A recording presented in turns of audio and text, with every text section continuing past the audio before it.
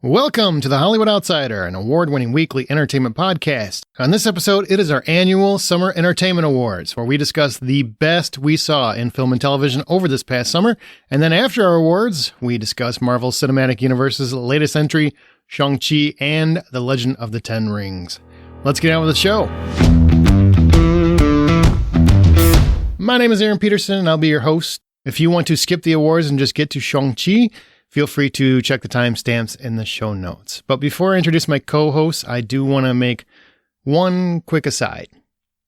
Normally we don't talk about tragedies on this show, but this week does see us reaching the 20th anniversary of September 11th. It's one of the worst days in history for the United States, and that deserves to be an exception to the rule. Now, I don't know many people who don't have their own story about that day, where they were, what happened to them. For some, it was even who they lost. I still remember being at the airport when that first plane hit. I was rushing to get to a flight when I saw the second one hit. I mean, being in the airport when that happened is just something I don't think I'll ever forget in my lifetime. One of my kids thought I was dead for hours because I was headed to Dallas that day. And one of the teachers told the class that one of the planes was headed to Dulles. Nice job, teach. It was an insanely tragic day, not just for Americans, but for the world as a whole. And even though panic was everywhere, we saw an unprecedented amount of heroes rise up and take charge. People traveled from all over the country, all over the world, to head to New York and do what they could to rescue anyone who survived. And we talk a lot about heroes and entertainment all the time on this show, but these brave men and women were truly worthy of capes, selfless, brave, determined, honorable. In the aftermath, we came together in a time of chaos. Political ideologies didn't matter. Color didn't matter. Sexuality didn't matter.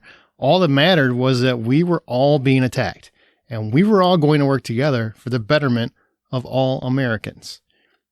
And on its 20th anniversary, I think it's important, before we get into the rest of the show and the fun and the jokes and the hijinks, shenanigans, if you will, I think it's important that we never forget the tragedy that happened that day. And it's equally important to remember the unity that occurred after. 20 years later, we're so divided on so many levels. It's time to remember why we came together 2 decades ago for the good of all of us.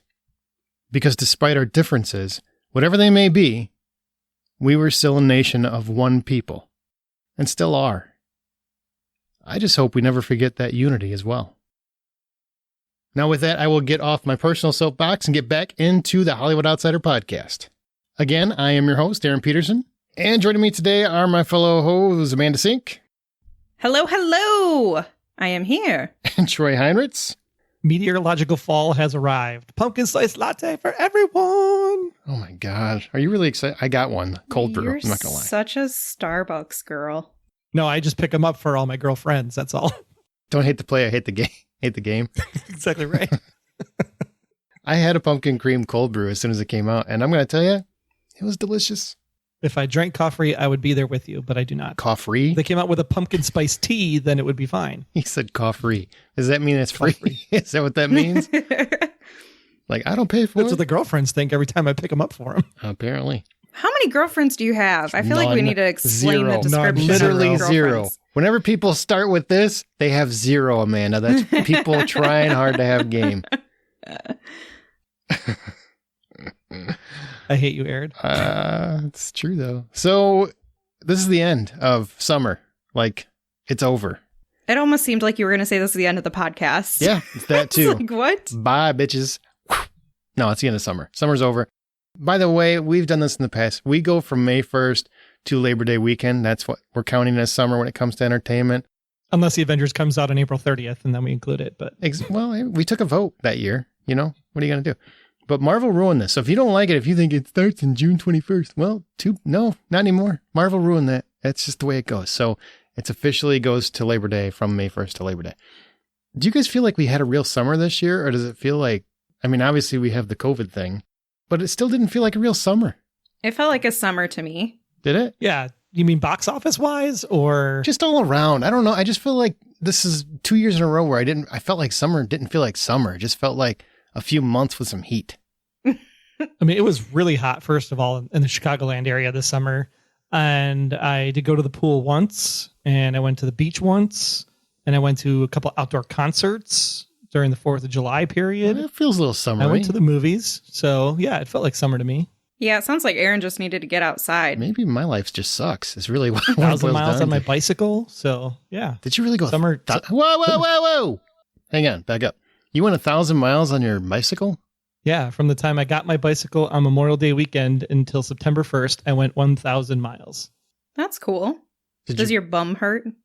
Actually, it does not. If you actually position yourself on your bike properly, you actually distribute the weight between your arms and your butt. So literally you can sit on plastic and it doesn't even feel like anything. I don't know, man. I got a big I don't agree with this at all. I've ridden my bike like around the block and my ass hurts. I don't, and I'm pretty sure I wasn't even sitting yet. So I don't understand how this works, but I was still riding around like I was 12. Those are called hemorrhoids, Aaron. Hemorrhoids. No, not like that. No, those are different. Not that I would know. It's not that deep, apparently.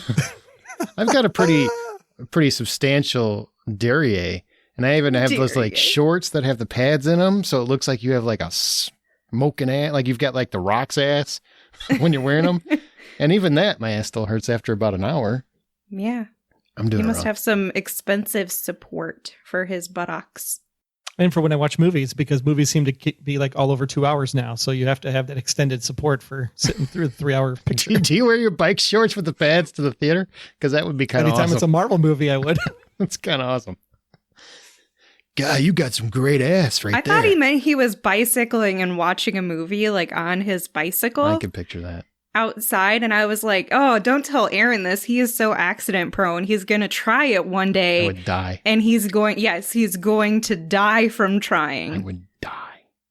Yeah. I did bicycle to the movie theater, though. I did that once. That so sounds yes, nice. I did wear my bike shorts to the movie that one time. Was it more comfortable? It actually was more comfortable, to be honest. Because we sat in the IMAX theater, which does not have the leather reclining seats. Our IMAX theater is very staunch, I guess. Straight up, no recline. Staunch. Straight up, no recline. I could picture you, though, having like one of those, you know how people have those things that hold their phone while they're trying to go to sleep, whatever, hold it over their face so they can watch a movie while they're in bed, rather than just put a TV in your room, I guess. Yeah. And I could see you doing that on your bicycle somehow. I do that on the stationary bike in the basement in the winter. That's different. I'm talking like I could see you doing it down a bike path and passerbys have to dodge you left and right. I mean, I could totally see that. It's no different than riding behind the soccer mom vans who have the video screen down and blaring in your face in the middle of the night that you have to try to avoid. Don't even get me started on that. Natural selection, take over. All right, so let's get into our Summer Entertainment Awards. This is the best entertainment, and each category is for either movies or TV. That's our show this week. We'll get into Shang-Chi at the end of the show because Amanda hasn't seen it. Shang-Chi? It's actually Shang-Chi. Yes. Oh, okay. I've been saying it very wrong this whole time. Nobody corrected us ever. Like, I would think Marvel would have sent something out at some point to everybody that was saying it wrong. Perhaps maybe Shang-Chi, whatever you were saying, and tell them they were doing it wrong. Give them a heads up, but they did not. It's actually like Sean with a G at the end. Chi. Shang-Chi. We'll talk about that later, too. But you agree, right, Troy? That's what you took from the movie, that's correct? That's exactly how it's pronounced. Okay. Wow, I have been edumacated today. Thank you. Hey, think how horrible I felt sitting in the theater when that happened. I'm like, oh my God, I've just been saying that horribly wrong. And now every episode where we mention that, like the fall movie one was only 2 weeks ago. You look like a jackass. I look like a jackass. Yes. Just like when he got Tandaway Newton's name wrong before it was Tandaway. You couldn't even say Tandy Newton. Yeah, at one point I said Thandy, and I felt horrible. And then somebody's like, it's Tandy, right? I'm like, is it? Oh my God. Names I give Aaron some leniency on because he's historically been bad with every name. And somehow he would pronounce Steve like Stave. And it'd be like, that's not how you say it. Australian Steve. Yeah, that's correct. Hello, Steve. From all the years of Crocodile Hunter, I guess. Stevie is maybe how you'd say it. But when it comes to the movie title, it does suck when a movie podcast can't even get it right. Man, they didn't put that out there. It's not like any of the trailers had Shang-Chi. It didn't have any of that. They could have just thrown it out there. Maybe they did, and I was avoiding trailers probably, maybe. I do. I suck. That's all right. We're correcting it and we're letting everybody know because granted, like if we don't know, we're probably much like the rest of the general population who just also doesn't know. So I don't know about that. Maybe we're just stupid. Maybe. I mean, it is. Maybe. That's possible. That's the more likely I think scenario. many people got it wrong. I hope. I'm hoping all of them did. I'm hoping all of them that it'll make me feel better. It really will. Well, now we know. So fun. In fact, I came across an old tweet from Simu Liu, who stars in Shang-Chi, and he actually kind of went through the pronunciation so Americans didn't ruin everything. And I remember reading that back in June when he put that out. I actually just sent that to Troy today. And it's got all the characters, the proper pronunciations of their names and the actors. Oh, that's cool. But for him, for Shang-Chi, it just says QT pie. And I thought that was pretty funny. That was pretty funny. All right, let's get into our Summer Entertainment Awards. Like I said, this is the best in entertainment. Each category is for either movies or TV. So we do Summer Awards different, and definitely this year different than we've done in some years past, is each category you can pick from either movies or TV. It doesn't matter, across the board. So either one. I just want to make sure that's clear. You guys understand, right? Either one. Yes, sir. Okay. I've got a blend. Excellent. And it's the best in entertainment for that category from May 1st through Labor Day. And I can't wait to get to best lead performance because we don't break things out by sex. It's just I can't wait to also. I'm trying to, I don't want to give anything away. I just want to see if Troy sticks to his guns here or if he chickens out. That's what I want. That's all I'm saying. That's the only hint I'm going to give you. You're just going to have to wait. We'll see what happens. There's some behind the scenes that happened in preparation of the episode. When we get there, we'll tell you. We'll see where he's at. I'm sure there'll be a fight in the outtakes later on. Stick around for the entire it better episode. be in the normal episode. It's going to be in the normal episode, brother. So you better be ready. Depends if Funny Man over there actually cuts it out. No, well, I mean, if you disagree with me or get it wrong, then it might be gone. That's just how I do it. That's how Troy does it on the Blacklist Exposed. Every time I'm right, I never hear it suddenly in the podcast. I'm like, wait, where was that great argument I had? I don't know. I believe they say, turnabout is fair play. Is that the phrase? Yeah. Okay, so first category. You guys ready? Ready. Okay. Best team up or ensemble. That's two or more actors that were captivating to you. Troy, you can go first. I chose a very exclusive film that did release on August 27th, so it did count. Was No Man of God, which was Luke Kirby and Elijah Wood. The two of them sitting in a room just playing off of each other, just totally captivated the entire movie for the hour and 40-some minutes that it ran. And with the two of them, that movie would not have worked if it wasn't for those two actors, in my opinion. It was really great to watch them work off of each other. I did see that, and I have to concur. I mean, the whole movie's those two. Elijah Wood and was Luke Kirby, right? Is his name? Yep, Luke Kirby. Wrong. Maybe it's Luke. Is it Luke? Because I'm getting every name wrong. I was just about to make that same joke. Possible. You guys are so old, man. You know what, young lady? No, it's actually a surprisingly great movie. It's actually Kirby in Australian. Good choice. Now, Amanda, we're going to just keep this order for the rest of the awards. Troy, do you want to be in the middle or the end? You choose. Oh, I don't care. Throw me wherever. You choose. Do we want to Eiffel Tower this? I can go in the middle.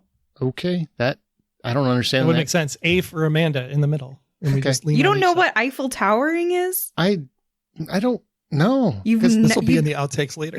No, this is going to be right here because one person. I don't know. Another person. And then one in the middle. I don't understand, but it's like, well, I guess because you got the A. Okay. It's like an A. Okay. Yeah. It's the Eiffel Tower. Well, that's just. There's three people. Okay. Well, you go in the middle. I'm going to go get the Kama Sutra book and look this up. You go ahead with your pick. Everyone beware of Aaron's Google history. My team up ensemble choice is from Black Widow. And it is Natasha Romanoff, ScarJo's character, Yelena Belova, which is Florence's character, and Red Guardian, David Harbour. Oh, that's I know what you're thinking. I probably should have included the fourth one, but I think the three of them made the best. Their ensemble was what kept me laughing because they both just really couldn't stand how, I don't know, he's just very much like a dad in Nikes. Not Nikes.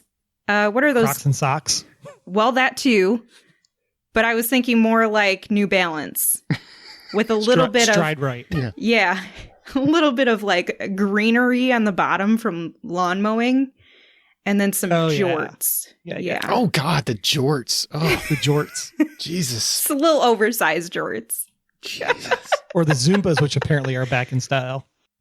Anyway, they made me laugh. It was a good time. I think they had such great chemistry, and I would love to see the three of them do more together in their characters. I just recently saw somebody say, I don't remember what it was. It was like a TikTok video or something, and somebody's like, "Jorts are coming back, didn't you hear?" And they just smacked him across the face and said, "No, they're never coming back." I laughed so hard. Please let that die. Ah, God, that's funny. All right, good pick. Mine is Only Murder in the Building. Only Murders in the Building. Steve Martin, Martin Short, and Selena Gomez. Those three. I've been so excited for this show, and I actually want to explain that because that's detrimental to the show. That actually can up the hype factor. So when you finally see it, it doesn't live up to expectations. Exceeded Especially if it comes from Aaron. You can ask my wife. Wait, what? That came out weird. Just so you know, when you come back and listen to that, it's going to sound really weird. So anyway, Steve Martin and Martin Short are a classic team. They've been friends for years and they've worked together for years. And they're very much like a Laurel and Hardy, Abbott and Costello. They've got a great rapport. They have a wonderful Netflix special if you want to see them doing a live show together. They just work great off each other. And then you kind of throw in Selena Gomez, who plays a very straightforward, dour, modern, young person character going against these old asses as they try to solve a murder in this building. And they're just obsessed with true crime. And they very much seem like people we know. You know, we're podcasters. We listen to true crime podcasts. They do too. I mean, they just seem relatable. And they just play off each other so well. And they're fully formed characters, which kind of surprised me. I really thought it was going to be more of caricatures. But these are very developed characters. Even it's a very short run so far into the series, but it's just really wowed me. So those three. Okay, now a very complicated category because people are still trying to understand it. Best reinvention of a cliche. Now what that means essentially is something that's been done to death, but whether it be a moment or an entire movie or whatever, something that feels like a cliche has been redone and almost feels fresh. So that's what it is. So Troy, what's your best reinvention of a cliche? I said the cliche that young kids are always smarter than adults. And this was rectified and made interesting again by Sonny from In the Heights, played by Gregory Diaz. Because I felt like his character was always throwing down the knowledge, especially during 96,000 in the pool. And then his future girlfriend floats up there on the raft. And then just the whole progression of how he uses the money from the stuff in order to help Sonny make a way for himself for the future. I thought that was a good twist, and I really appreciated the Sonny character in the production. That's a good one. I wish more people saw that movie. I really do. Yeah, me too. It will over time. I hope it's one so. of those that grows on you. I hope so. Get you singing. It's a good summer movie too. It's a perfect summer movie. Amanda? Definitely. Mine is Cruella, the villain backstory that makes you sympathize with them, even though they're definitely still evil. So especially with these remakes where we're trying to find a way to further the story and create something a little bit new, remaking these, Cruella is a character that I never in a million years would have expected any of us to understand, sympathize with, or connect to, because she's incredibly mean and evil to including dogs, which is like one of the absolute no-nos in movies and television. You don't hurt animals and you don't hurt children. Those are the two things that really make us go, you can't do that. And Cruella was definitely the character that did that. And somehow this film showed us someone more evil than her and took they did a different way of us sympathizing with them, but also still, like, they never took away from the evilness that we see later on in the original story. Mm-hmm. They just made it where you can understand where she was coming from in that time a little bit. That's a great movie. That's a great pick too. Oh, it was such a good movie. I'm so glad I finally got to watch it. Oh, did you watch it on Disney Plus? Yes, unfortunately. I It counts. really wanted Yeah. to see it in the theater, but The music. So good. yeah. What a great soundtrack. It was awesome. Yeah, everything was really wonderful. It was fantastic. Mine's going to be that whole, it's not just Disney rides, but this one's a Disney ride where they swashbucklers take it on that whole feel of the Mummy. It's been done to death. Pirates ruined it. Pirates made it a cliche. Pirates of the Caribbean did. And then Jungle Cruise comes out and everything about this movie screamed nope for me. I was on the nope boat. I just didn't want anything to do with it. The only reason I went and saw it is because my wife made me. And it's The Rock and Emily Blunt. I like both of them. They took that formula, that tried, burnt up, just garbage formula. It's been done to death and made it fun again. They just found a way to make that whole swashbuckling and similar to the Mummy in terms of special effects have really been integrated and really just freshen it up and make it fun and make it what the Mummy 1 was, which was just that kind of film where you had some kind of horrific elements, but you also had this swashbuckling happen. You had a great rapport going with the two leads, and it just got better and better and better from there. And it's just, that's my pick. That's why. You guys haven't seen that yet, have you? Nah. No. That's too bad. That's too bad. You won't know how right I am then. All right. So the next one. We'll find out how wrong you are later. Best action sequence. No, we won't, Troy. We're going to find out how wrong you are. We'll see if he sticks to his guns. Best action sequence. Speaking of guns. Huh? I have, well, this is weird because I may even get this one kind of thrown down at me, but I felt like a lot of the action in action movies that I saw this summer was very the same action I've always seen. Mm-hmm. So I looked at it as the best sequence overall, which had action in it. Okay. So I said the 96,000 sequence from In the Heights. I thought that the flow, the design, the musicality, the choreography, the entire sequence, and it was just that constant movement of the camera. Like there was action taking place and there was jumps and tricks and dancing and flips and all that kind of stuff. Like I thought that would qualify as an action sequence because it was full of action. That's an interesting take on the definition. This is the only one in the podcast where I'm going to give you some leniency. Yeah. Because it's a fantastic sequence. It was really well done. It's a wonderful sequence. It was amazing. Lots of choreography. And that's got to count for something. And you made, I feel like there's a rule. If you say it at least 3 times, it must be true. And that's what you just did. So there you go. Mine is from the Suicide Squad, and it is when Harley Quinn escapes using her fantastic toe mechanism. Great. Yes. Why that one? Oh, it's just so fun to watch. And I think upon reflection, knowing that she did that herself, that introductory stunt where she gets the key with her toe and unlocks herself and gets herself out, knowing that was all Harley Quinn, well, knowing that was all Margot Robbie, doing that stunt makes it even more fun, I think, for whatever reason. But her character is just, oh gosh, her character is just something that is always captivating to me. And I think anytime she does action, I just cannot take my eyes off of it. And they choreograph it so well that it feels like she is doing a dance. And I love that when she's doing her action scenes, they make a flowery background for her. You know, they fluff it up like they did in her movie. And it's almost like really Mary wonderful. Poppins in a way. Yeah, for sure. That's awesome. I love that scene. That's a great scene. My pick is the bus chase in Shang-Chi, actually. And not just because it's the most recent one I saw, because I've seen a lot of movies and a lot of TV shows over the summer. They nailed that. And I have a thing where anytime there's kind of like a close quarters combat, it just often feels a little too fake and choreographed, and it's almost too easy to see the choreography. And here I couldn't. I thought it was just so well done. There's so many things happening around the sequence. There's a lot of comedy happening at the same time. It's like speed on steroids with kung fu thrown in.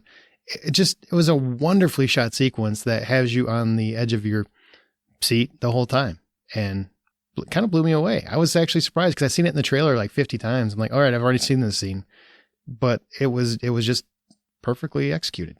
Plus using an accordion bus, which I thought was fantastic. An accordion bus.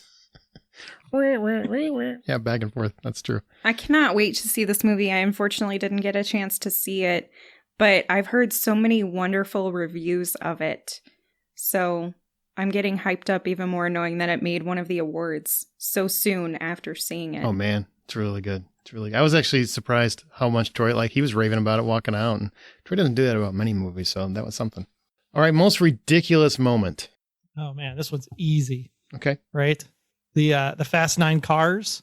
Because I still think that logically you could do the swing and the swing would actually be able to be pulled off without a problem. What? Physically.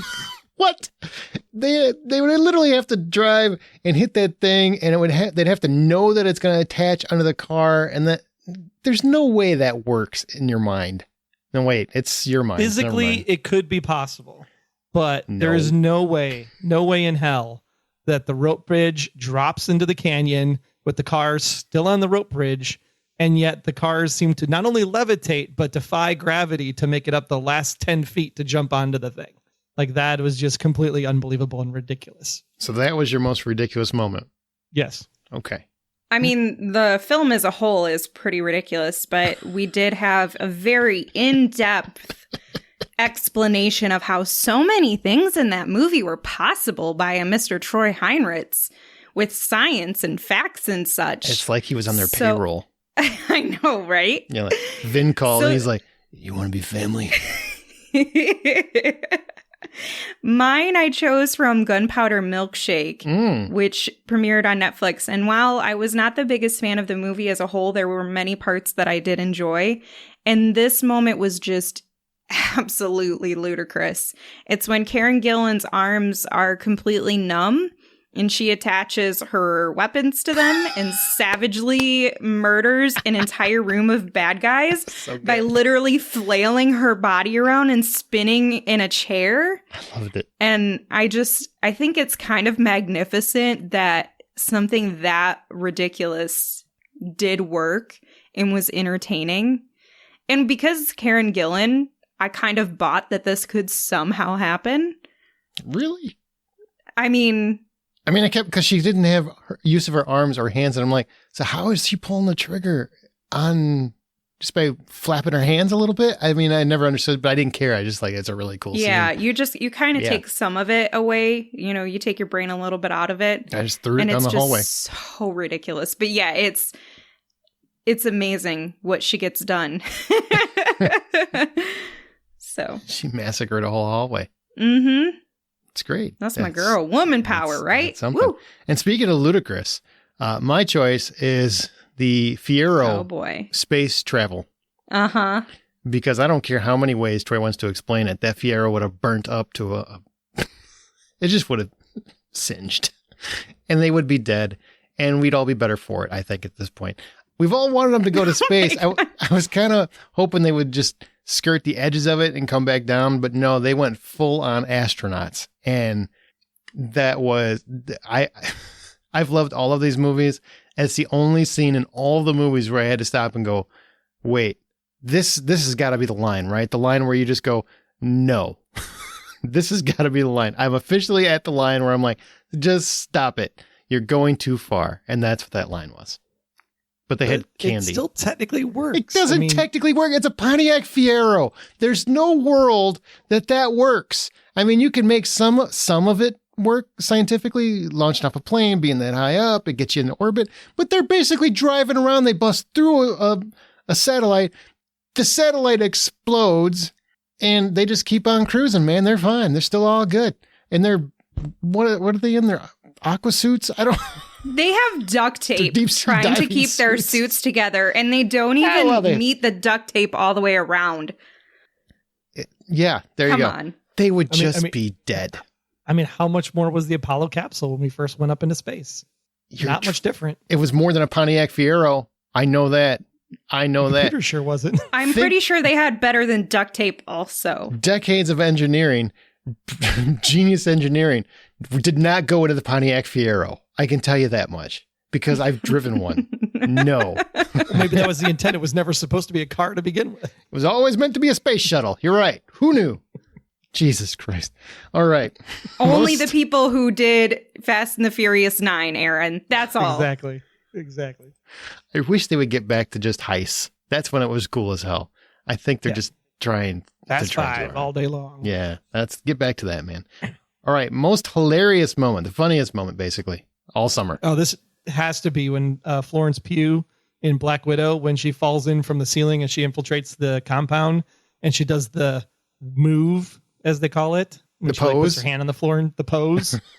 When she does that and she like stands up, she goes, "No, that just doesn't feel right," and just kind of shakes it off and sticks her tongue out like, "Oh my God, it's so gross." I laughed so hard. That's so funny. There were a lot That's of so really good. funny moments between her character and Scarlett Johansson. I Oh, yeah. really enjoyed in that movie. For sure. Good choice. My hilarious moment was the Suicide Squad when they kill everybody they weren't supposed to. Literally everybody at that little village. And they get to the end and they're like, "We're here." And they're like, "What are you doing here?" "Talking to the people we're supposed to help save." And they're like, "Oh, that's awkward. We just murdered everyone God, real that's- fast." That's a really good choice. I wish I would have even...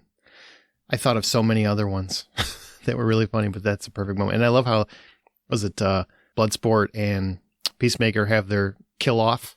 We're trying to see who can kill better in that same scene. Yeah. Did you see that? And Did you see Polka that? Dot Man is really funny too. Did you see the Warner Brothers thing that just came out like this week where they said happy birthday to Idris Elba and called them Deadshot? No. Yes. Oh my God. Go. They ripped it right down and they put it back up and put Bloodsport on there. And I'm like, see, everybody knew it was the same character. Shame on everybody. Like, That's it was hilarious. the same character. Even Warner Brothers knew that. Yeah, they did that. That happened.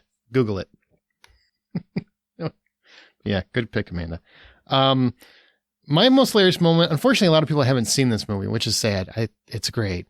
But it's called Werewolves Within. In this movie, the characters Finn and Cecily, they're heading about town, and basically Finn is the new forest ranger in the area, and she's kind of introducing him to the quirky-ass characters in this town. And Cecily introduces all these main characters with a bit of her trademark wit. She's the AT&T girl, as people love to call her, and a tinge of small town gossip. And it's very funny, and I couldn't stop giggling. And it's one of my favorite scenes of the whole summer. That movie is wonderful. I am so appreciative that I finally got a chance to watch it maybe a month ago or so. How did you like? Oh, you did. Okay, cool. Yeah, You liked it was so good. It was so funny, and it had some good mystery to it if you're trying to figure out what the hell is going on, but the characters and the chemistry and the humor, and then the reveals, because it is a mystery of what's really going on. And so once you figure out that mystery, it's like, whoa, okay. It's like Knives Out with werewolves is what it is, or potential werewolves, I should say. Yeah, it was really cool. Very good video game adaptation too, if you're into that.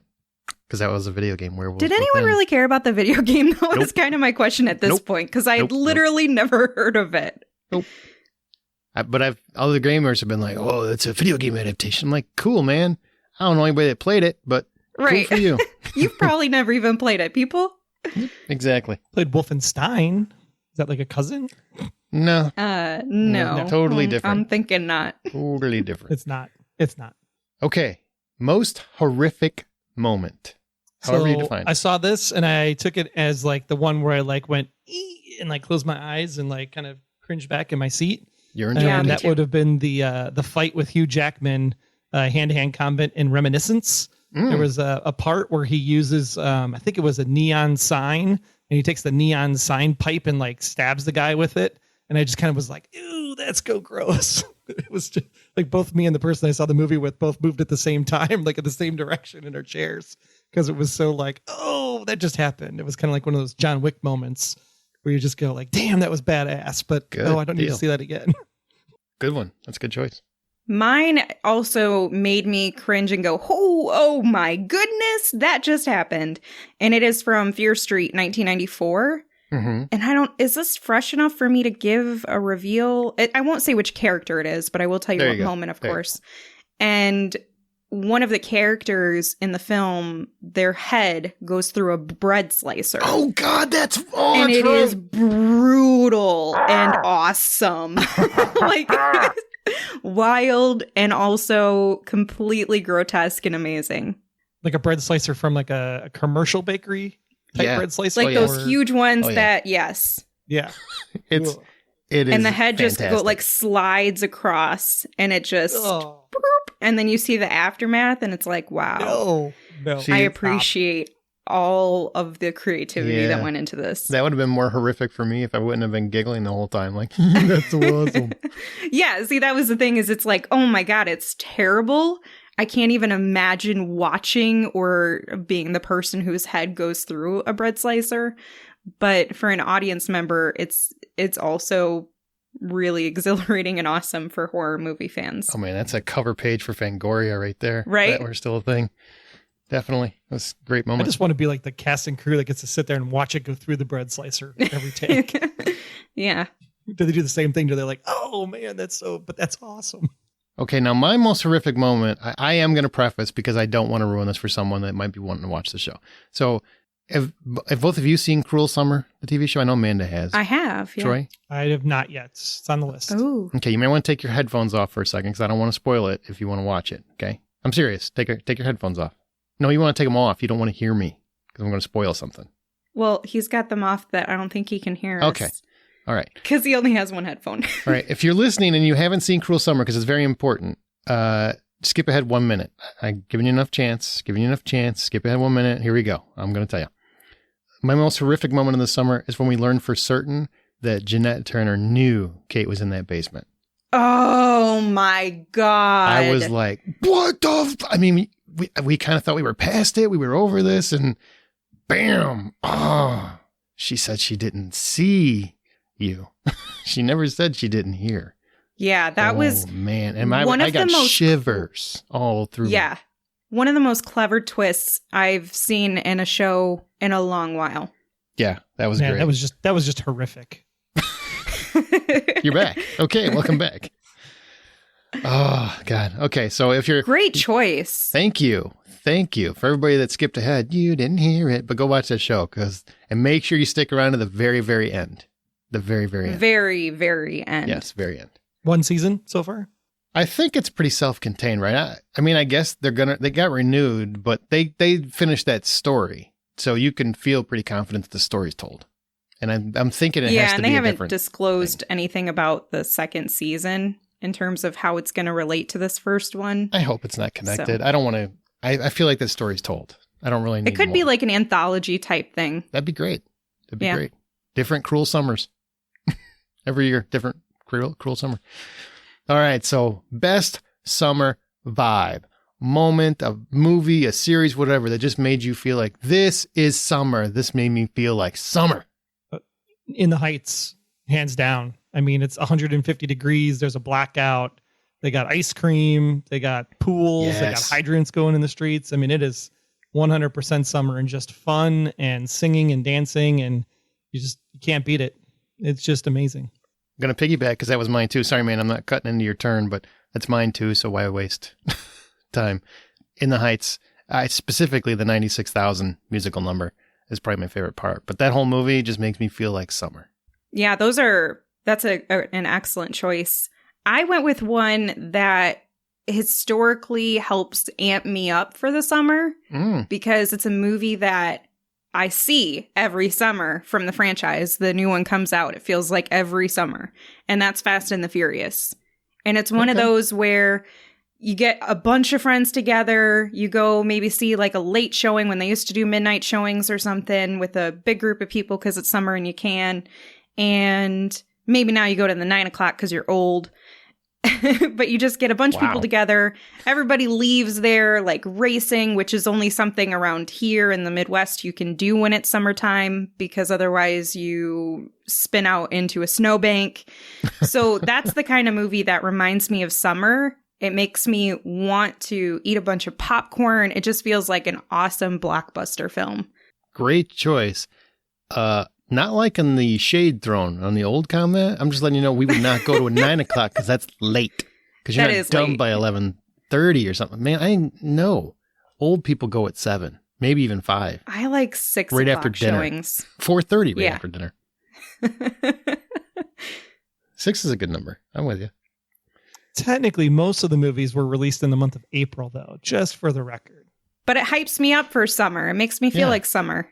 Don't stomp on her summer vibe. You this one fits. This one fits. It makes her feel fits. like summer. Now you see, listen here, mister. All right. We're going to come at you hard in a little bit. I was going to say, just wait, buddy. We've got 3 or 4 more until we come to you. I feel like you're trying Just to throw off people. So it's like, oh, see, I was just trying to do the same thing they were doing to me. No, we're going to hit you with logic. I mean, All by right. Marvel standards, then Fast 5 would have counted with its April 29th release. But Exactly. Yeah, exactly. Now, here's a category I used to put on there because it makes me laugh. Waste of your precious summertime. This is whatever it was you felt like ultimately was a waste of your absolute time. Aaron, are we going to have the same one? We damn sure will. Yes. Troy? and it's such a waste of my time. I'm not even going to give it the credit it deserves to be in this category. It Wait, just what? makes me feel old every time I talk about it. What is it? Oh, he's trying to be quippy by putting the name into a sentence. Because I don't want to talk about how old it made me feel.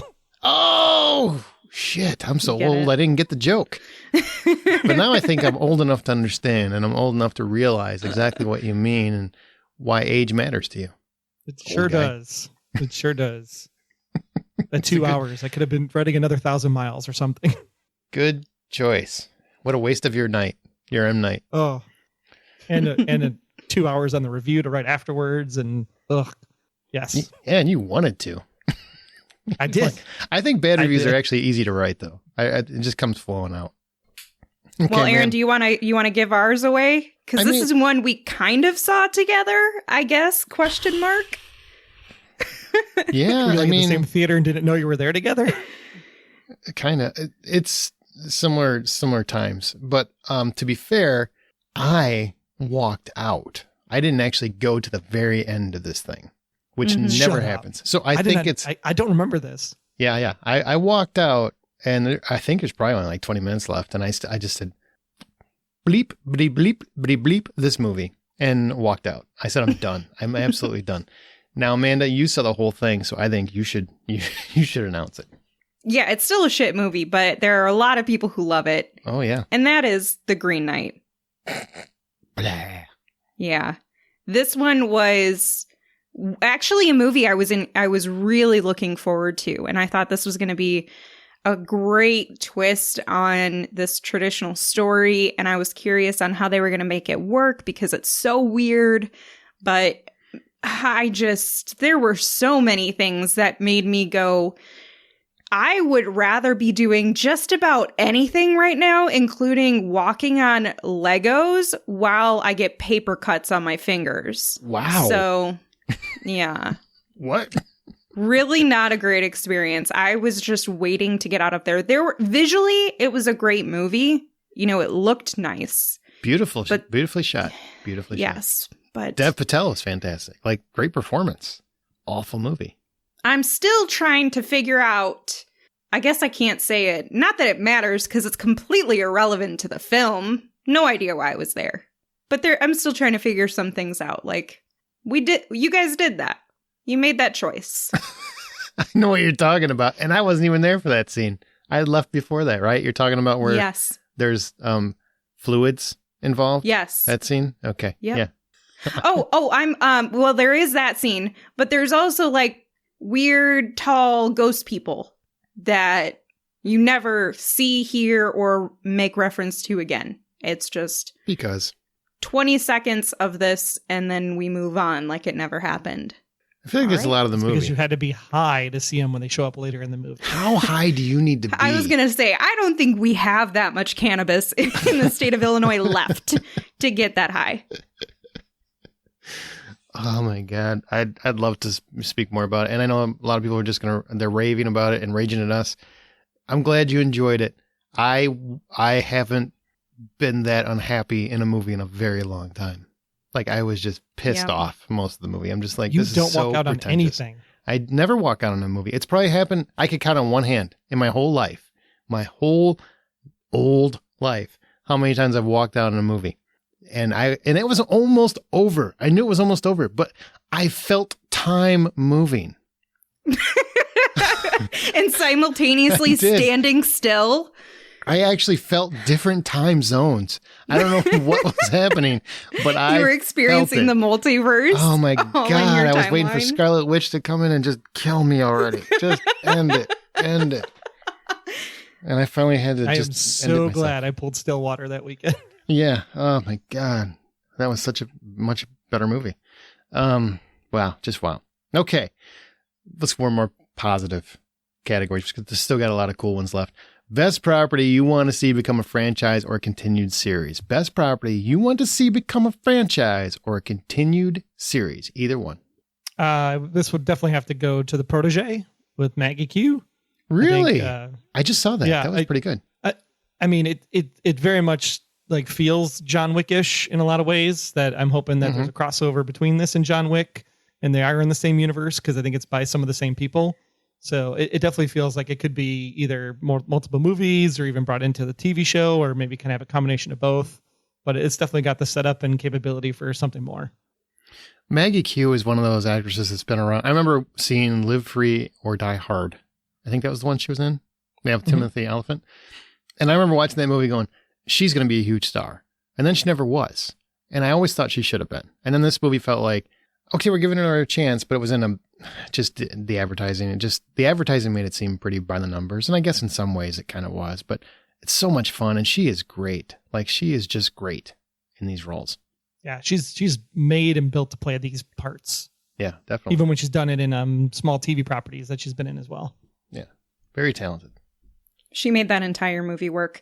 The one I went with is actually already a franchise, I guess, because there are 3 of them, but I'd love to see it continued and create a new story with a trilogy, and that's Fear Street. These were some really great horror properties that we got in the middle of July, and I loved that. I love how they released it. I love the story that came with it. I loved everything about it. So I would really enjoy seeing them do like a Fear Street trilogy each summer with a different story and try and switch it up, but give us more horror stories. That'd be awesome. Mm-hmm. That was kind of cool. I did feel like they were too close together, though. Like, you didn't get any breathing room to build up anticipation. Yeah, that's it's true. It's almost part of Netflix's problem is they don't give you any time to actually get excited about the next thing because they just drop it all at once. And you're like, okay, well, I got it all. It's hard to want more when I've already got it. They could probably do one per month, which would give people cool. time to catch up on the movie, because not everybody's going to watch it the weekend it releases. Not everyone has time for, maybe there's a conflict, especially in summer. So if you space it out maybe once a month and you have a few of them, that'd be a lot of fun. I think so too. I'm with you. My franchise that I want to happen, and I'm sure probably will, Free Guy. Oh, yeah. Free Guy.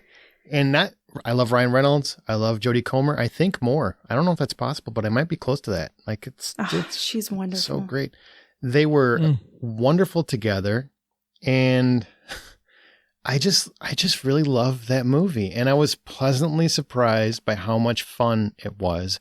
And a lot of people, I think there's some gamers that don't like it. They feel like it trashes video games. I disagree with that completely. I think it really pays love and respect to people that love video games. It's just so imaginative, so creative, so honest in a lot of ways, and just nonstop fun from start to end. I didn't do anything but smile, and I was engaged the whole time. Usually when a movie has special effects that just continuously fill the screen, there comes a point where I'm like, all right, I'm tired.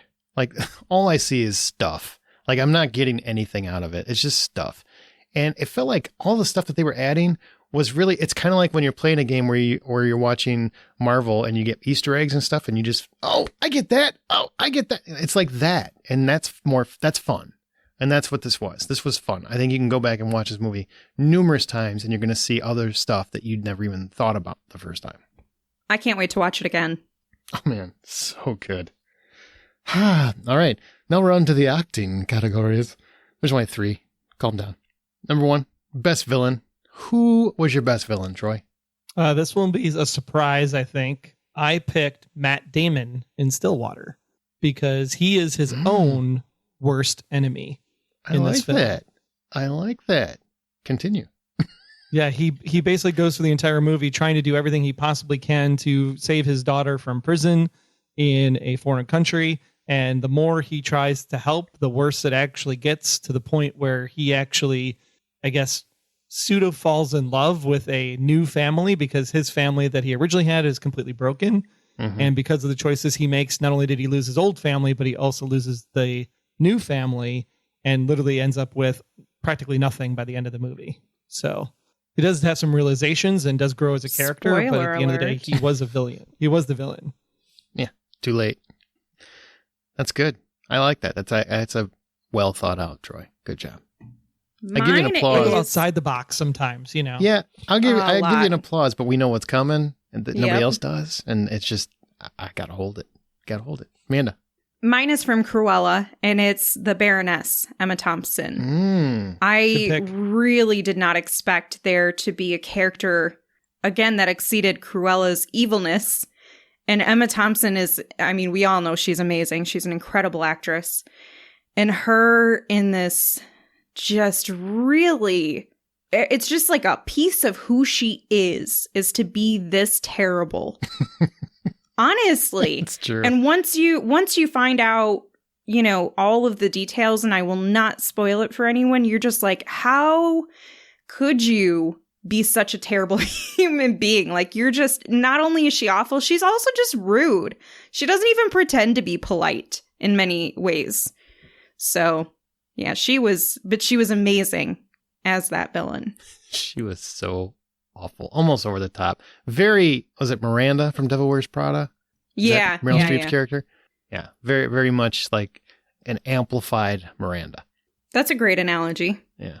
I'm actually going with Emma Stone as Cruella de Vil. I mean, I know Oh. she's the anti-hero in some respects, but she's still a goddamn villain.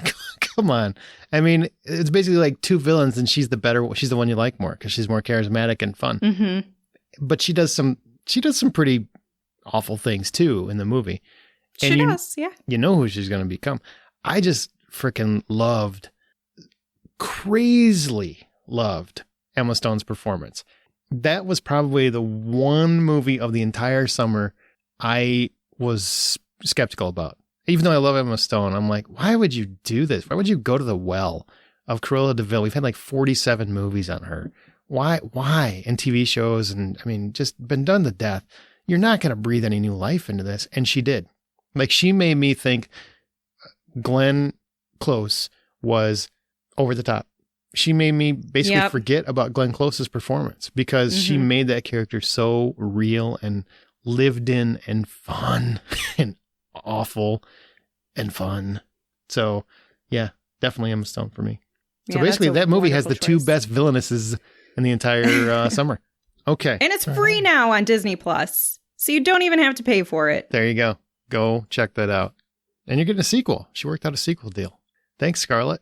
If you know, And you- here if- we go. If you know, you know. All right. So, best supporting performance. Troy? I said Melissa Barrera in The Heights. She was just captivating the entire time she was on the screen. Her singing, her dancing, her movement, the way she carried that role, I thought was just fantastic the entire time. She was great. Charming. Oh, the ending. Oh, Heart- the ending. Heartwarming. Yeah. Heartwarming. Okay. Amanda, best supporting performance. Mine is Brett Goldstein, who Mm. plays Roy Kent in Ted Lasso, the TV show about Ted Lasso, of which Roy Kent is a supporting character because the show is not about him, although he does have prominent moments. It's still Ted Lasso's show. This is And called boy, oh foresh- boy, we love this is Roy called Kent. Foreshadowing, kids. I'm just letting you know. So why Roy Kent? Why Roy Kent?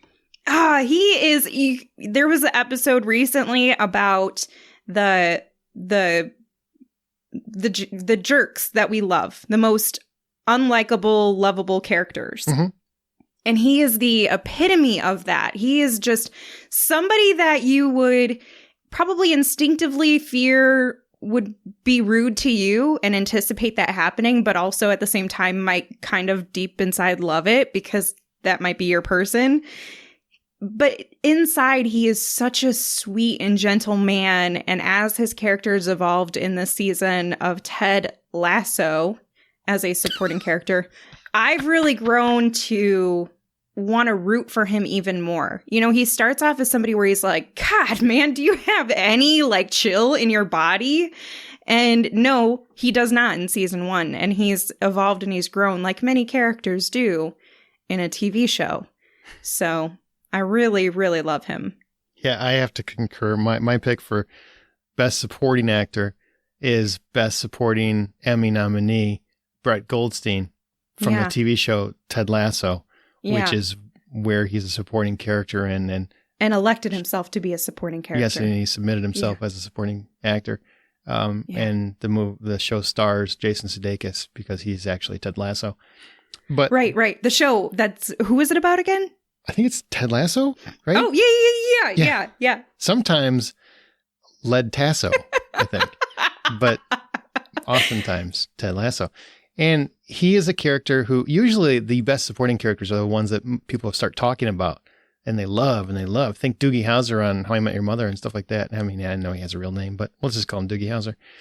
You know, it's those characters that just stay with you, that grow on you and become part of your soul. And a lot of it is because he says things that we would think but would never say. That's why you love him. Mm-hmm. And he just delivers it so wry and direct and raw. I mean, I think that's his accent helps. His accent helps, sure. And you know, that helps too.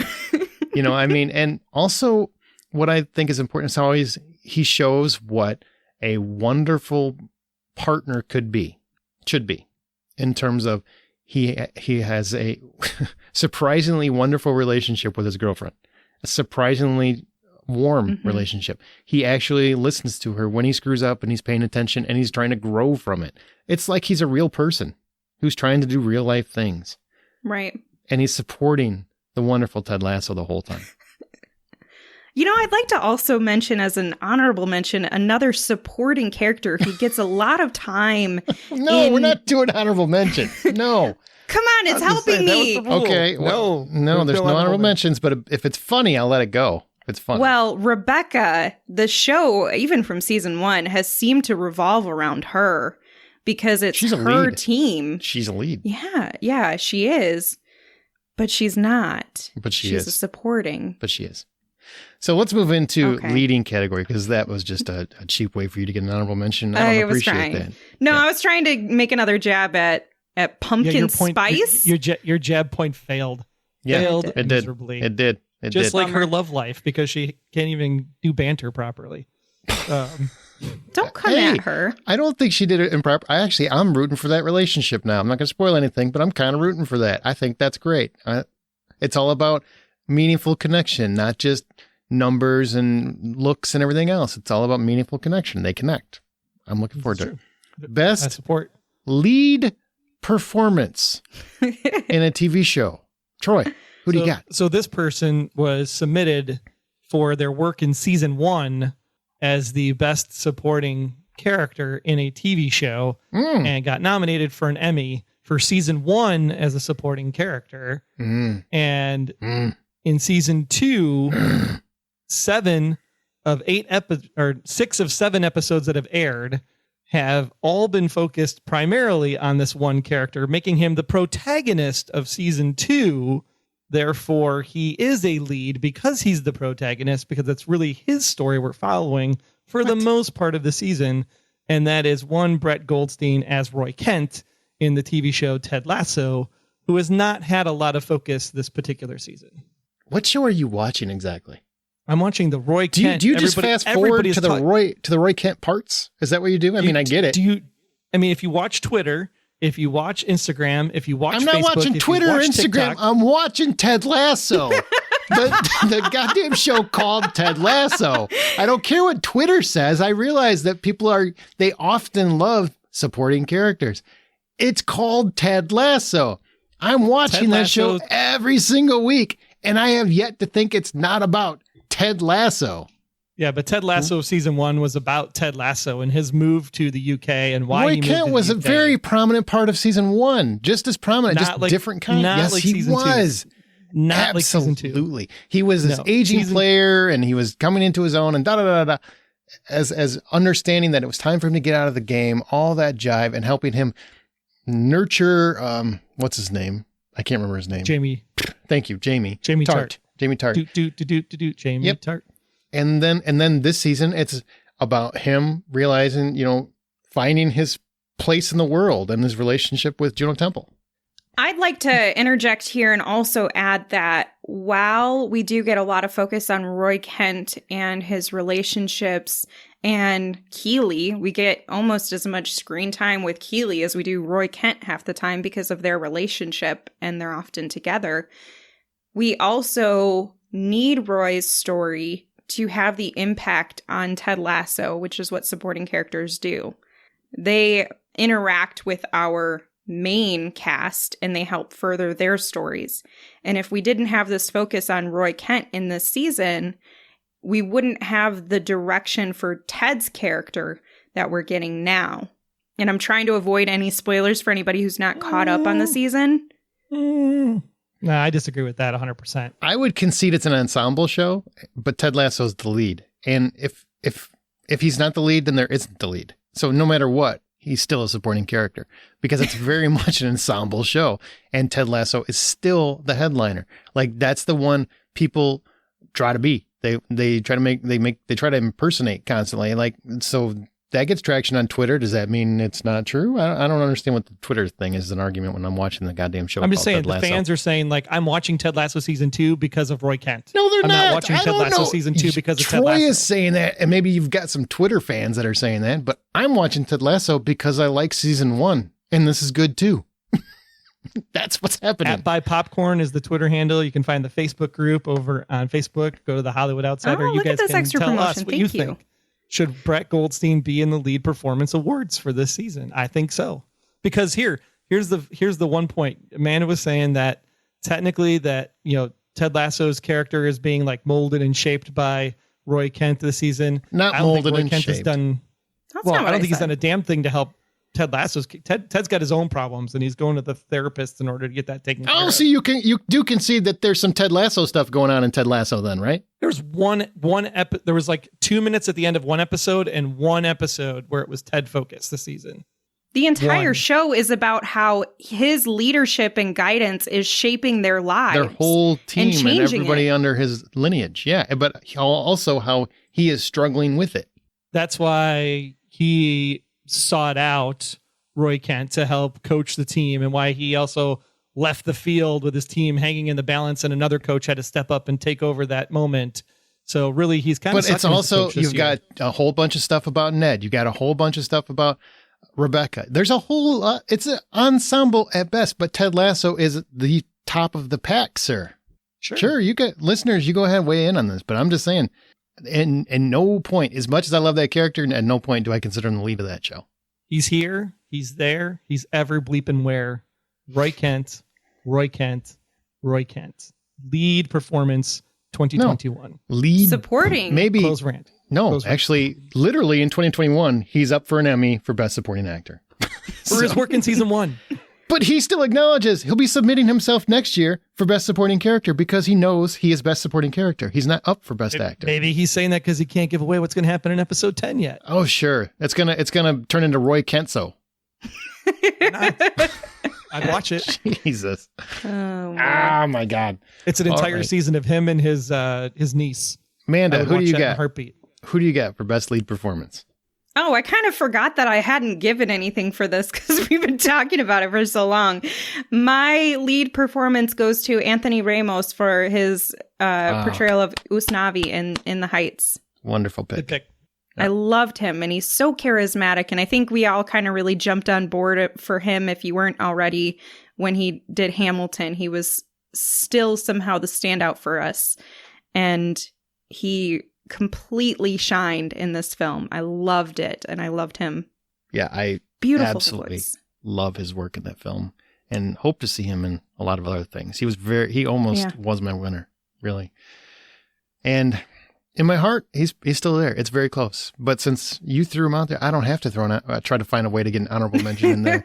I can just piggyback off yours and say, I agree, Amanda. Great job. Great choice. Love that guy. Well, he would have been my honorable mention if I was allowed an honorable mention. And since Amanda had an honorable mention, I would just say it would have been. I did have an honorable mention. I just tried to use that so I could try to make a jab at you, and it didn't work for me. Hey, that's at least you tried. This is where I'm internet patting you on the head. Good job. But I chose a different person just to have a better discussion for the show. So no, you didn't. You picked Ted. You picked you picked him, Roy Kent, because you believe he's a lead because you're weird. But no, I picked Usnavi, but I saw Amanda already had in the notes, so I picked somebody else.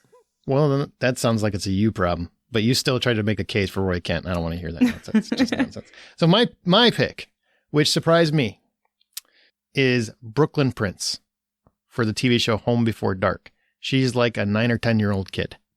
Good choice. I don't like child actors. I don't know how many times I can say this. And it's nothing against kids. I love kids. Usually if they're someone else's. I think those are the best because they go somewhere else at night. But child actors typically, and I'm not saying this in a mean way, but oftentimes it's very, very hard to watch their performance, especially in a TV series that goes week to week to week to week, where you don't start seeing them act. You know, and I hope you guys understand what I'm saying. Like, I'm not trying to pick on kids. It's just they're not as tenured. They're not as well versed. I mean, there are exceptions. The Sixth Sense, I mean, he was obviously an exception to that rule, but it's very rare that you find a kid actor that really takes you by storm. Brooklyn Prince and Home Before Dark blows me away.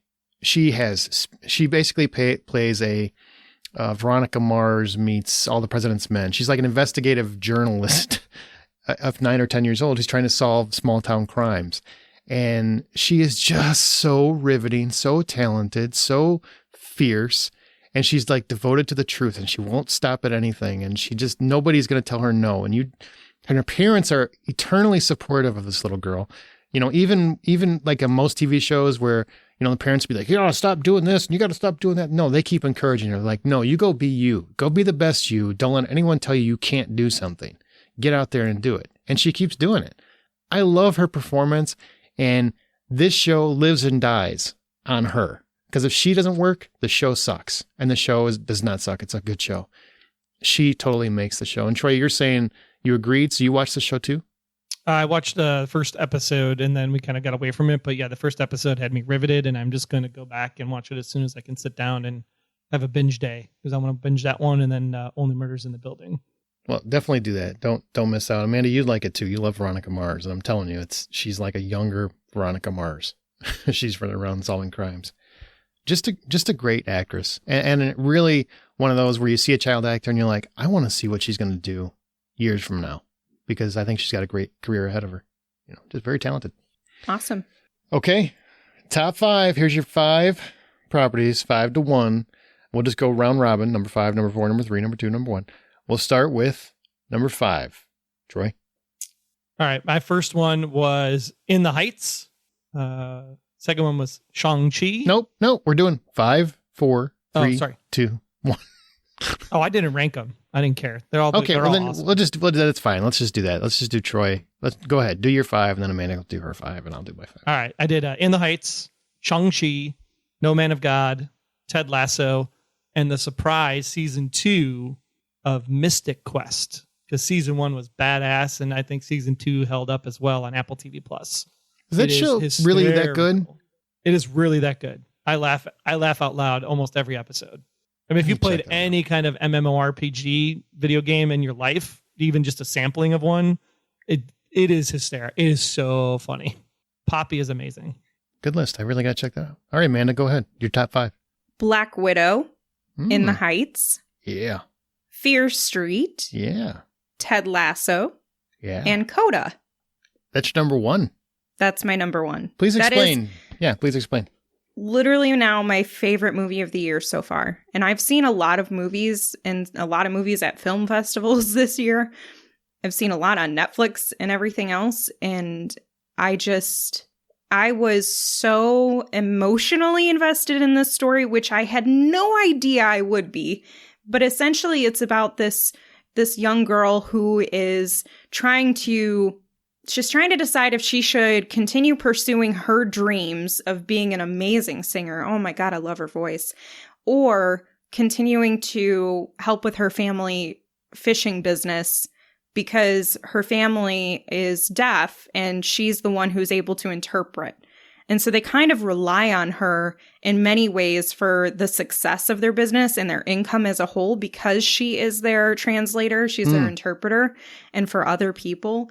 And so she has that weight on her shoulders along with, well, this is not what I want to do. I want to do something totally different, something that gives me passion and makes me feel, and she just is an outstanding actress. The story was so moving, and I have not cried that hard in a movie since I saw the Winnie the Pooh movie. I can't remember the name of it right now. I gave it a 10 though. That was a good movie. I remember you gave it a 10. Yeah. Wasn't it just called Winnie the Pooh? I feel like it had something else to it. It might not. I don't know. But The Christopher Robin movie? Yes. I feel like it had a different name too. Yeah, maybe it was. This is the one that you gave a 10 out of 10. That it was the Pooh? greatest movie of all time. It's the greatest movie. Okay, I didn't say movie. of all time. I just Of that year. Of that year. Of that year. She loved it. Yeah. And Coda's on Apple TV Plus, right? Yes, it is. Apple's really on fire because Home Before Dark, if I didn't say that, that's on Apple TV Plus too. Ted Lasso. Ted Lasso. Wow. Apple's really got some stuff. Yeah, there's some. Oh, there was that other TV show that I watched, I think last year, and you just watched recently. Truth Be Told? Defending Jacob. And Truth Be Told. Yeah. That's another one. Defending There's Jacob some is good crap. stuff on there.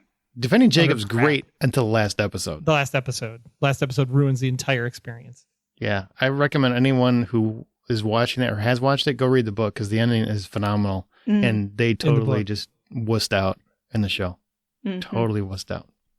Yeah. But back to Coda. Yeah, Coda. If you want a really good feel-good, it's not really a feel-good, it kind of is a feel-good story, but it's about the complexities of life and how some individuals have to grow up faster. And if you have any disabilities or someone in your family has a disability, you could probably relate to this in some way, and it may have a more emotional impact. But I think it touches everyone in some way. They can relate to this story, whether they have this exact experience or not. And I mean, the performances from everyone were just amazing. I loved it. All right. And my top 5 were number 5, Ted Lasso, the wonderful show about Ted Lasso and friends. Cruella, the wonderful movie about awful people doing awful things, but Yep. no one hurts a dog. Wasn't that refreshing? It's kind of weird in a movie about a woman who kills dogs, but sure. Yeah. It's interesting. Number 3 is Free Guy. I just absolutely loved everything about it. It was such a surprise. I was even sick of the movie before I went and saw it because of the trailers. I'd seen so many damn trailers, and it still captivated me. Well, it was like 3 years of that trailer, too. Yeah, same damn trailer over and over and over again. And then thankfully he released the catchphrase. And I'm like, oh, okay. Now I'm back on board. Only Murders in the Building. I think it's weird that I have it in my top 5. Yes, because I know there's only been like 4 episodes at the time of this podcast. Man, I haven't been this engrossed in a TV show in a long time. So to me, it checks all my boxes, hits all my sweet spots. I love the show. Fault me if you will. And number 1 is In the Heights, because that movie made me feel something. It made me want to get up and dance, and I don't do that. It made me want to sing, and I can't do that. I just love that movie. I absolutely love it. Good choice. And Home Before Dark would be here, but the first season is stronger than the second, and the second's what's aired this summer. Is this your honorable mention? I thought there were no honorable mentions. Well, everybody else seemed to get one, so This I'm is, just getting it in there. All right. Seeming a little... Okay, fine. Last category, best. Well, you already got it now, so you can't say fine. Best summer fine. It's Now, this is a fine. TV Everything's series. fine here. Yeah, fine. This is a TV series or a movie you found this summer. Didn't have to be from this summer, but you found it this summer. Well, I was on vacation and I had not watched the 3rd season of Killing Eve, so I binged the entire 3rd season of Killing Eve in 1 week. 1 episode a day. It was amazing. So good. Jodie Comer. Such a good show. I love you. She's listening, Troy. She's listening. I hope so. Amanda? It is a film that came out over the summer, but it was also the best one that I found, and that was Werewolves Within. And I found it because of Aaron. So thank you.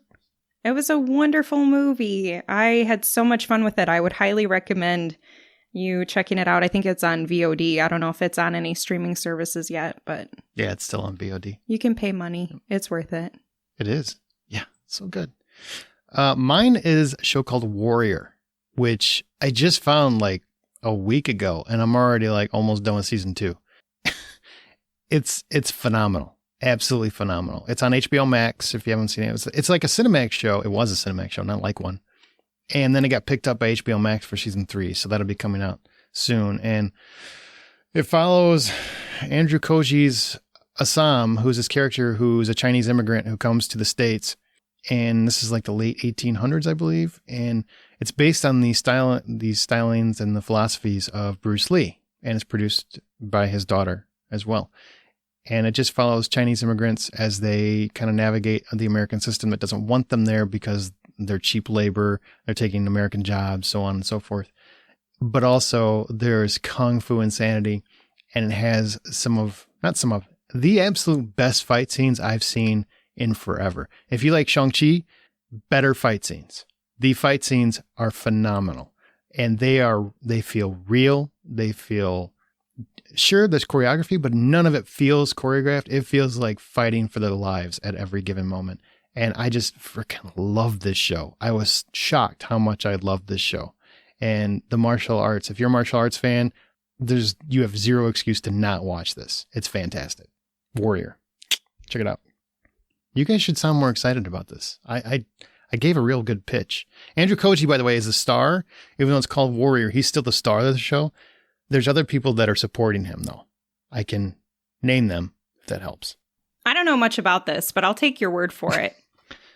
Fine. Just trying to make a nice. I have seen glimpses of it as like a recommended thing you should watch. I just never checked it out. So now I'll add it to my list. All right. You want the listener picks for the top 10? Yes. Of summer I bet you 2021? Ted Lasso's going to be on there for Ted Lasso. Yeah. Nobody called it the Roy Kent Show. Kento? Nobody. Number 10. Surprisingly, Leverage Redemption. Oh, wow. Well, it's because you put 10 instead of 5. Sure. But still, I mean, I'm surprised it's in the top 10, honestly. But that's great. Good. Yeah, Leverage Redemption was a lot of fun, especially if you're a longtime fan. And if you're new to it, you can watch it, and you don't really have to have seen the original show, and you still enjoy it. Number 9, The Suicide Squad. That's the one with Bloodsport. Not Deadshot. Which spelled backwards is Deadshot. Number 8 is Jungle Cruise. Number 7 is Only Murders in the Building. So I'm not the only one who's got it up high on the list pretty soon after it came out. Number 6 is A Quiet Place 2, which we didn't talk about. Oh. It would have been really close on my list, too. Great movie. It would be in my top 10. Yes, it would be my top 10. Was it after May 1st? Yes. It was. Mm-hmm. It was right around the time Cruella came out. Same weekend, I think. It was Memorial Day weekend.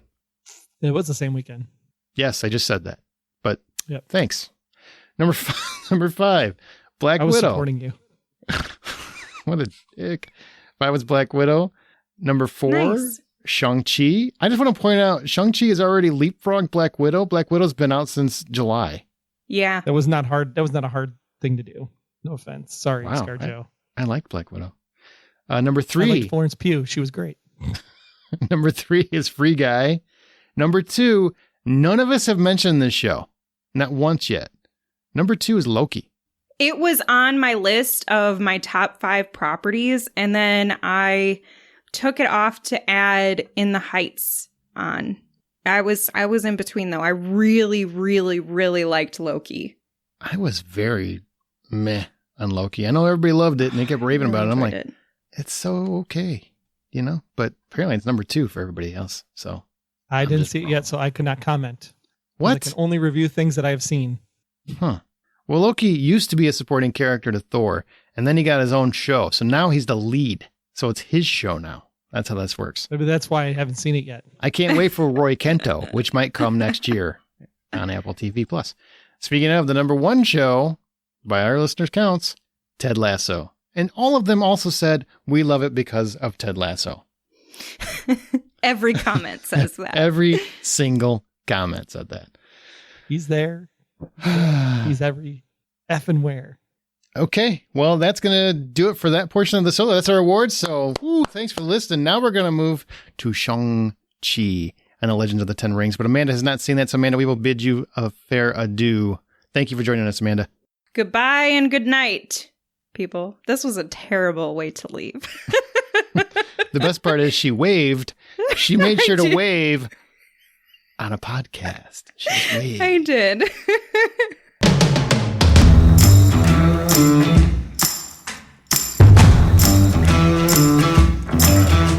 moving on to Shang-Chi and the Legend of the Ten Rings. We're going to talk about the spoiler-free. Bottom line, Troy and I both really enjoyed this film. We're just going to talk a little bit about it in terms of spoilery.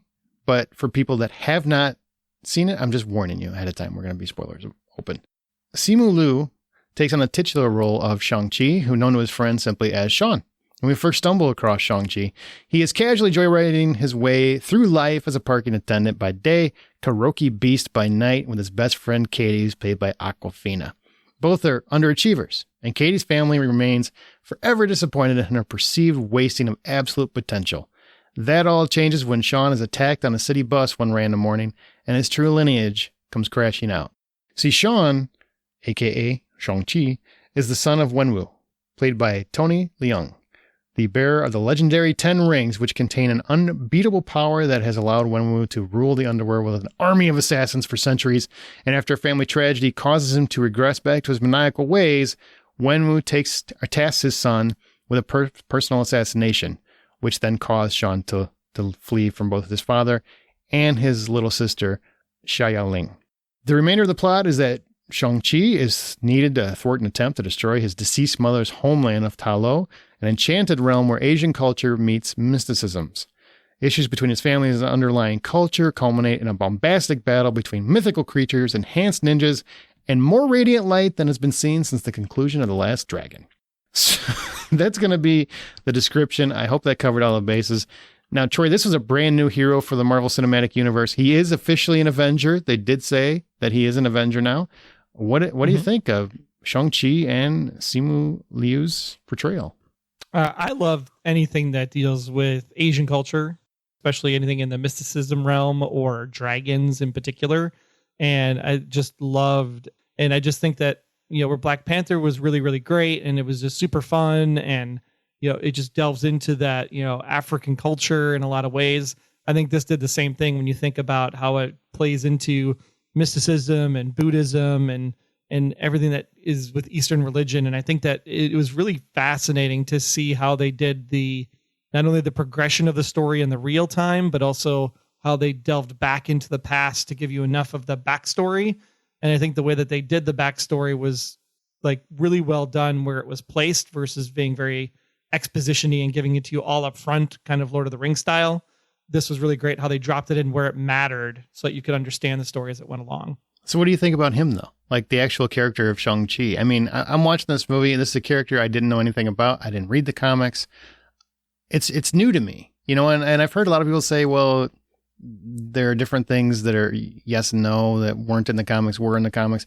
I don't know what those things are. All I know is that I was really entertained by Simu Liu's performance. He was extremely charismatic. He really just, like, as soon as he hit the ground running.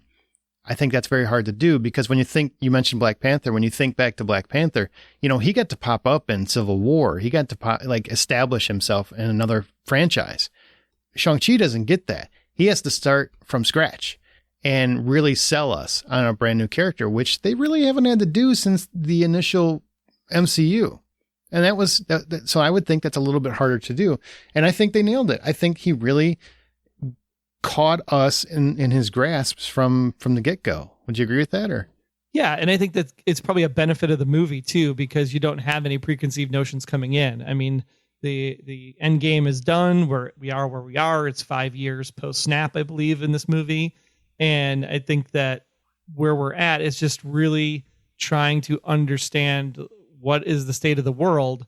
And we get to understand the state of that world from a very plain, ordinary guy who goes to a very plain, ordinary job, who doesn't have a lot of money. His partner doesn't have a lot of money in Awkwafina's character. It's just, there's a lot of things here that just make you feel like, oh, these are average people. And when you think about what Marvel Comics tend to do, it's take average people and make them better than average or more super when they really weren't super to begin with.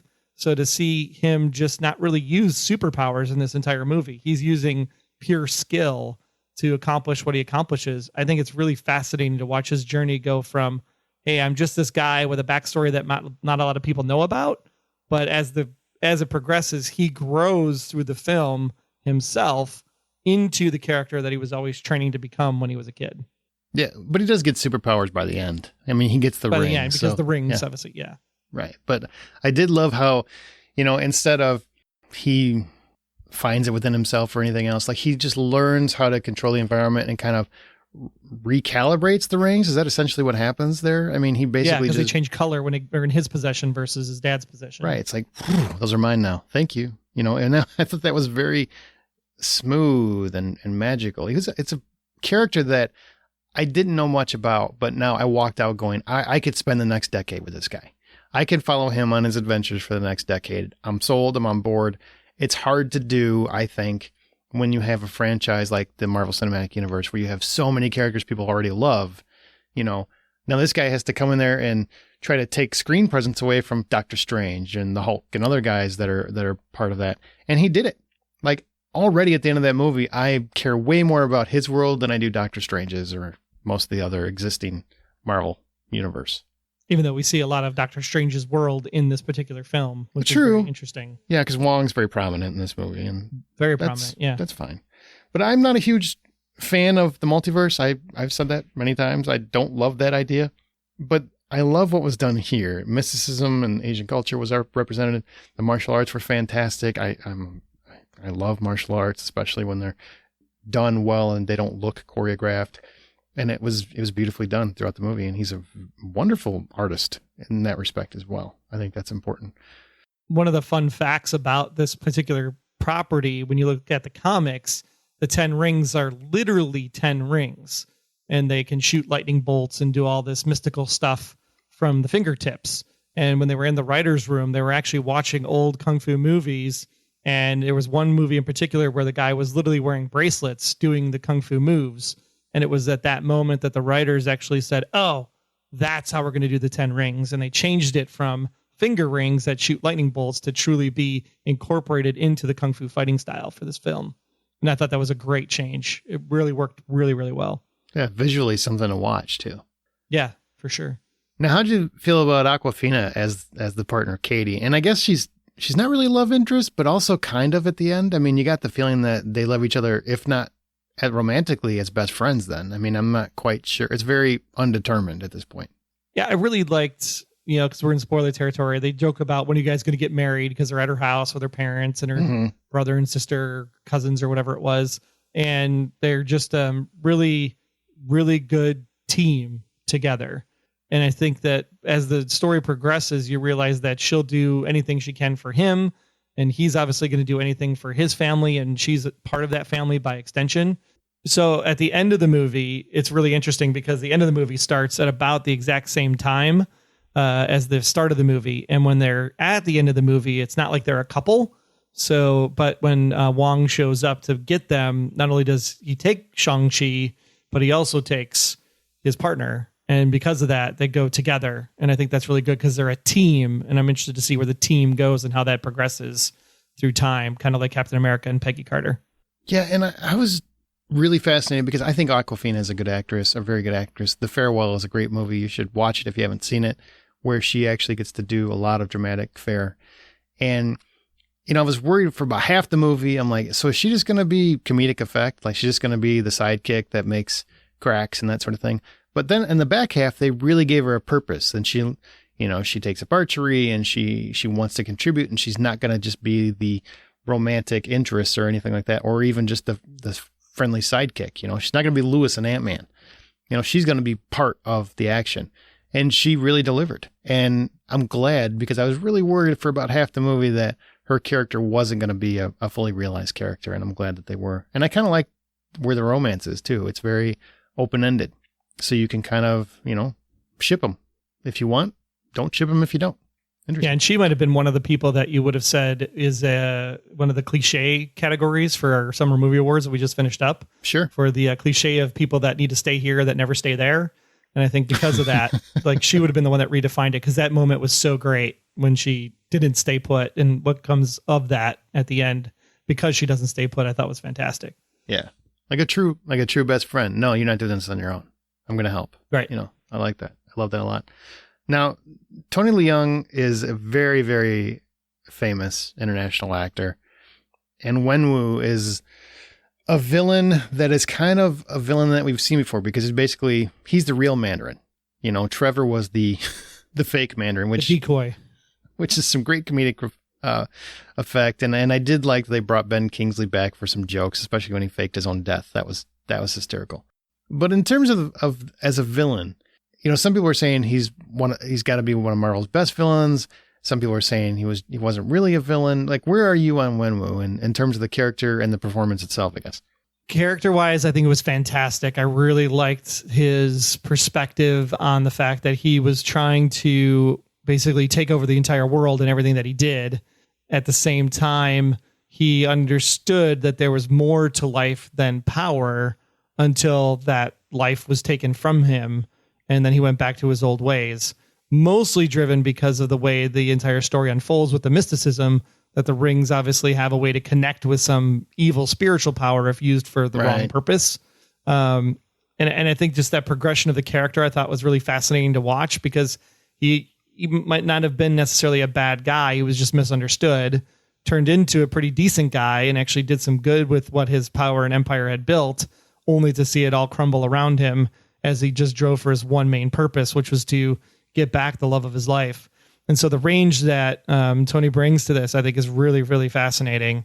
And one of the best villains in the Marvel Universe, I think that's challenging to say, but I definitely like the depth of the character, because it made the character feel real. Yeah. And like, he could have actually been an Avenger himself had he had more guidance and direction from a group of friends to lead him down the right path. Yeah, I mean, he spent 1,000 years conquering. I mean, he's definitely, I guess he qualifies. I mean, if there's like a job program, a placement program, yes, he qualifies as a villain. But by the end, I mean, it was painfully obvious that he was just, you know, he's misled. And he tried his best to reform, and he was a different man. He was trying to be a different man. And then he lost his focus. You know, he lost his chi, really. I mean, it's really what it is. Yeah. And all he wanted was to get that back. I mean, that's all he wanted. And he really believed, and his mind was, I think, fractured because he lost her, and how he lost her, and how he reverted back, and then he lost his children. I think he was trying to convey that he was a fractured man who had lost his children, and now he just desperately wanted to get back the love of his life, because maybe she would make everything right again. I mean, everything was going well in his life until she passed away, and it was his fault that she passed away. And, you know, this monster, this darkness really seized on that and swallowed his soul, so to speak. And so he paid the ultimate price. And what's funny is, this is one thing that I did love about his arc. He doesn't actually lose. He is a redemption story in a way. Yeah, exactly. It's kind of a redemption story. And he kind of lets himself be the victim in order to let Shang-Chi find his place and his path. And he just lets it go at the end once he realizes what a fool he's been. You know, he's very prideful, but he understands at the very end, wow, I did all this. This was my fault. Here you go. Do what you need to do. And then he sacrifices himself, essentially. I kind of like that versus, you know, I couldn't see any other way he really brings his dad down, because his dad was ultimately very powerful. But then he coaxed the rings back, and I think his father finally realized, oh, you're in the right, I'm in the wrong. It's time to go. And I did like that he never didn't love his children. He always loved his children. He comes from a different world, and he's lived a long life. He's seen a lot of different things. Yeah, and I think that in the end, because of the sacrifice that he makes and gives up his soul, that it's almost to the point where he does accomplish his mission too, where he now can be reunited with his wife, especially with the way that they do the, I forget what they're called, but the light lanterns, when they, pass both his mom and both the wife and him are both side by side in the light lanterns going into the lake at the end of the movie. I thought that was really good. Now, any other supporting characters that you think stood out or didn't work for you? Ying Nan is the aunt, played by Michelle Yeoh. I think that she was fantastic. I think she was a really good spiritual guide. I mean, it's almost kind of a bummer at the same time, because she's kind of like, I hate to say stereotypically put in these kind of roles, but she's a master though. I mean, she's a master at the craft. Yeah, absolutely. Yeah. And because of that, I thought just the journey that she walked the kids on because she's the aunt. That it was just really great to learn about Ta Lo through her, and just know what the actual ultimate bad person was through her story and explanation of why Ta Lo existed in the first place. I think she really brought some heart to the movie and just the purpose of what they really had to accomplish.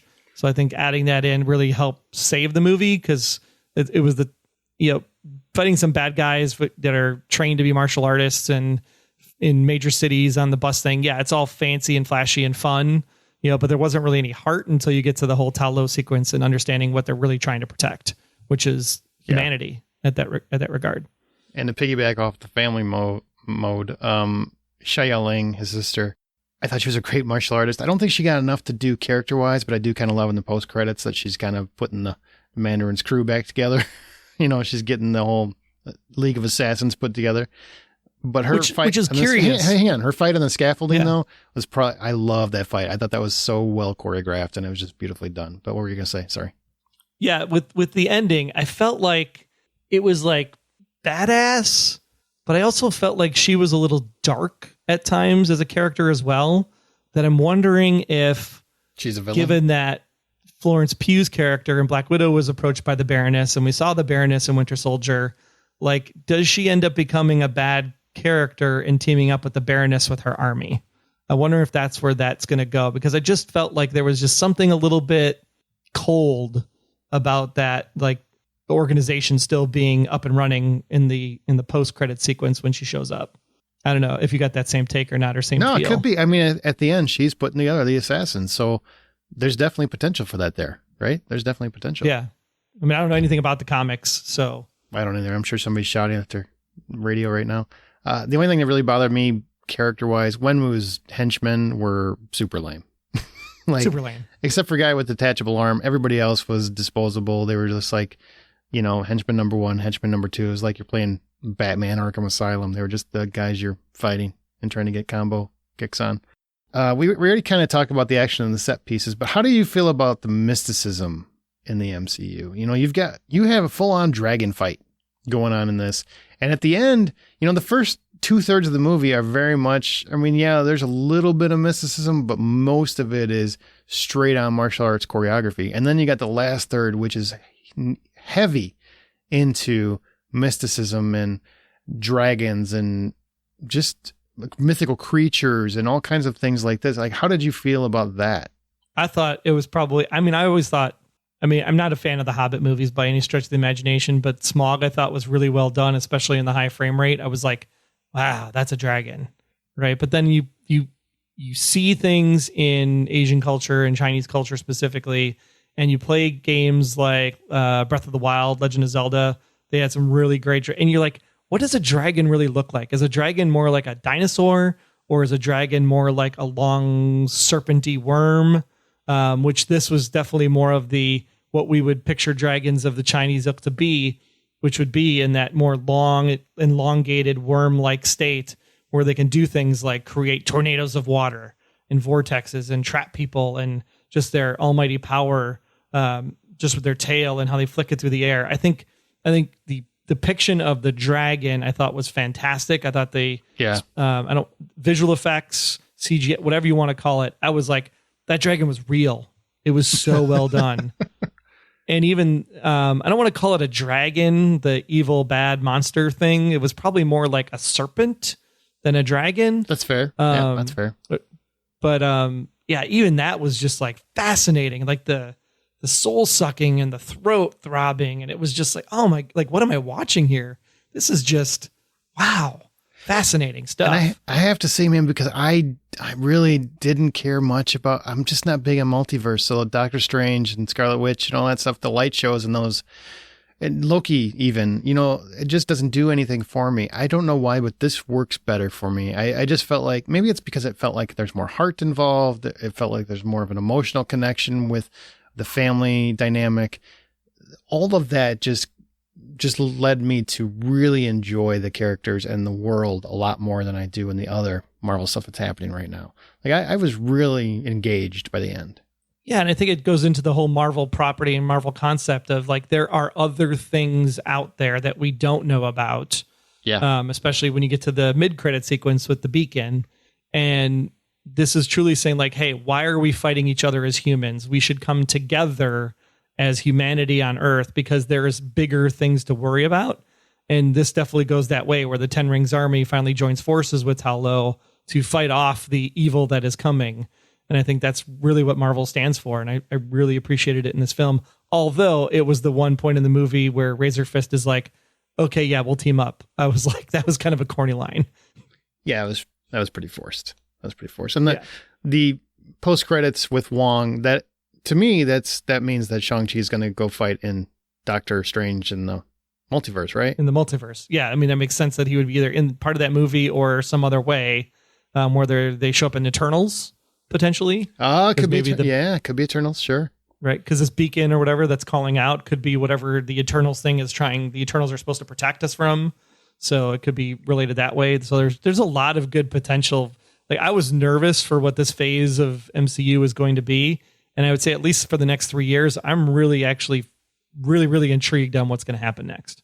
Yeah, I was concerned with the new characters, especially new characters introduced that didn't have any launching pad. They didn't have a Civil War to kind of get them going. And especially in the pandemic, man, I really thought, even if this movie is great, is it going to catch on? And it's a massive hit.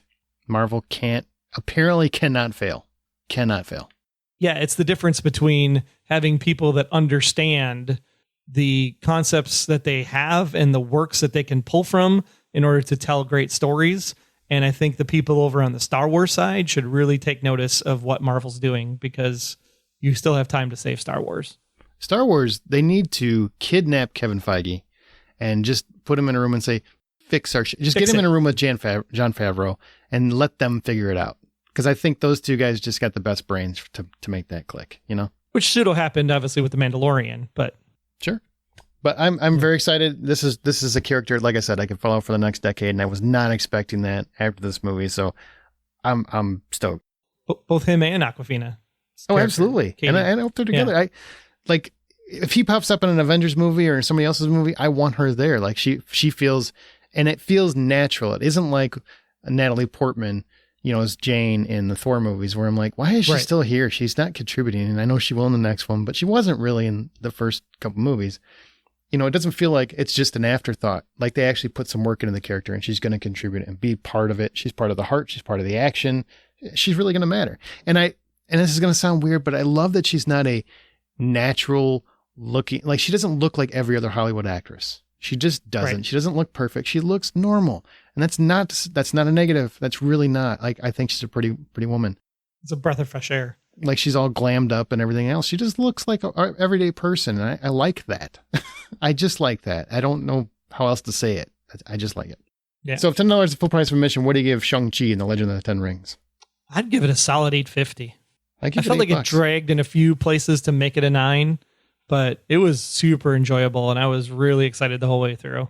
I'd go watch it again and pay $15 to go see it again. Except I'm an A-list member, so it doesn't really matter. I don't know if it would be as engaging on the big screen or on the small screen as it is on the big screen. There's just some movies just pop. Yeah, the dragon sequence has to be seen in IMAX or at least Dolby Atmos. I almost want to see that one in 3D to see if that dragon comes at my head. The tail will for sure. Okay, well, that's going to do it. We're going to get out of here, but thanks everybody for listening. Remember, you can go to the HollywoodOutsider.com for everything else on the podcast. We'll be back next week with a new episode. We're going to have our fall TV preview, and that'll be fun. And Troy, thanks for joining me. Always glad to be here. Super time. Go see it. Go see Shang-Chi. It's amazing. Yes, in the theaters. You can't get it on that Disney Plus right now. Sure can't. Somebody was trying to order it all weekend. They're like, what the hell is this shit? I got $30, burn a hole in my pocket. You can't watch it. Go to a theater. And remember, the next time you go to the theater to see Shang-Chi and The Legend of the Ten Rings, buy popcorn.